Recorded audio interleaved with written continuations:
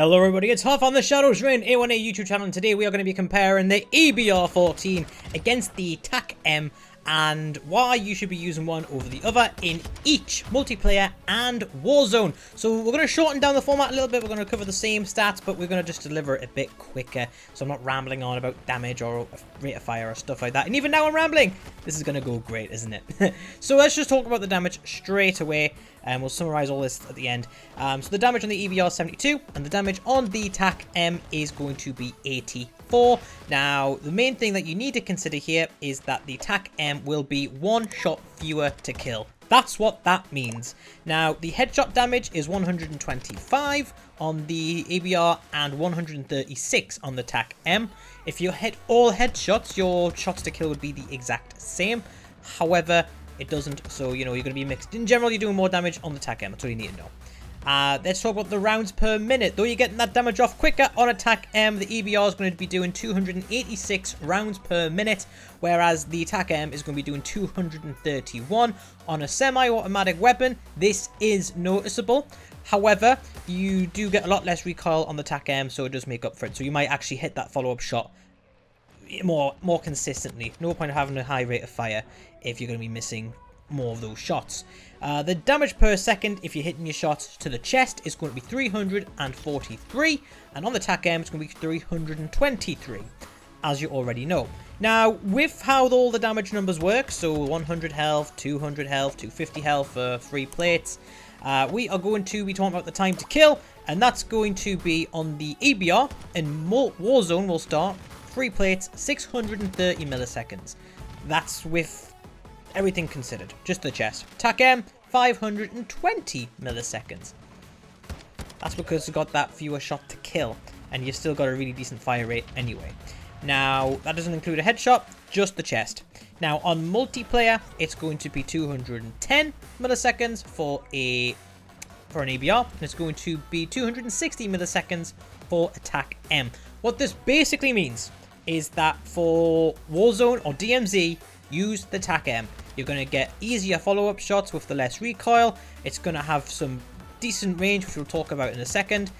In general, Warzone, TAQ-M. Multiplayer, however, if you do have that hard-on for a Marksman Rifle, use the EBR.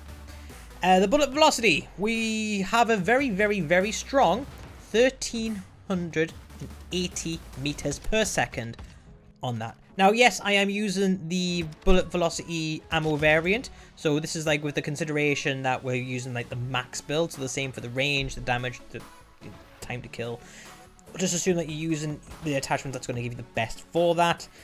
So on the TAQ-M, it's going to be 1268, which is not as high, but can I just point out that that is still laser-like speeds? Like, you're going to really that's going to be faster than a lot of sniper rifles. So bear in mind, you've got that lethality in terms of not having to lead your shot as much with both of these weapons. Yes, EBR slightly easier, rambling. Range, 56 meters on the EBR. However, in multiplayer and in Warzone up until about 80-90 meters, that will not affect your shots to kill. It just affects the damage you're doing at those ranges. TAQ-M, 66 meters. Well, I think it's 67 actually. What have I got here? 66.8, yeah. So, this is the max range build. So, yeah, again, with the same with the EBR, it's not going to be actually affecting your shots to kill until you go into silly ranges like 100 meters or so anyway. So, yeah, the range is a bit of a non-factor at the moment for this one. And the aim down sight speed is going to be 470 if you are going to build it for velocity, recoil control, damage, range, all that stuff. 470 milliseconds on EBR. On a TAQ-M, it's going to be 430 milliseconds. So, the EBR in general is a little bit slower, not a lot slower, but you are going to feel that extra 50 milliseconds in Warzone and multiplayer. You're going to feel it.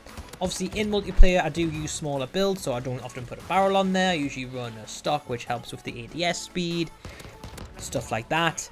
Whereas you're going to be wanting to run the biggest mags you can, because the Marksman Rifles, because of course you're going to. So what's my assessment of these weapons? My assessment of these weapons is that you should be using, like I said before, EBR multiplayer, and then just use the TAQ-M in Warzone DMZ, and that is purely because of those time to kill numbers. The fact that you can insta kill with a headshot in multiplayer with both of these weapons more than enough reason to take it into a lobby of multiplayer. However, that added damage on the TAQ-M is going to be really, really, really nice. Especially with that over 100 milliseconds difference in terms of the time to kill too. So just, yeah, bear that in mind. So, yeah, guys, that's going to wrap that one up. What do you think? Let me know in the comment section below. But for now, I've been ShadowsReign. You've been awesome.